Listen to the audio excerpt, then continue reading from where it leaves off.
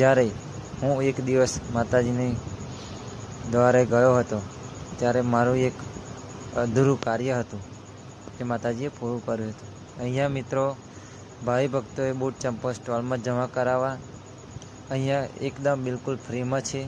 તો મિત્રો જ્યાં ત્યાં ચંપલ નાખશો નહીં. આ રીતનું ટોકન આપશે તમને.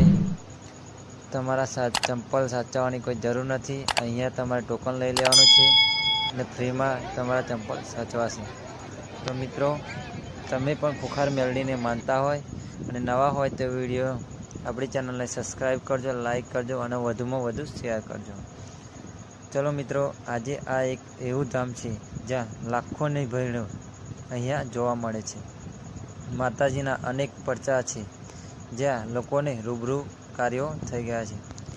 ત્યારે જ મિત્રો આટલી પબ્લિક આવતી જોવા મળે છે.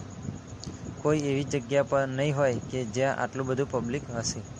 અહીંયા ના માતાજીનું કોઈ મંદિર છે કે કંઈ નથી, પરંતુ માતાજીની એટલી શ્રદ્ધા છે કે અહીંયા ખૂબ ભારે પ્રમાણમાં લોકો જોવા મળે છે.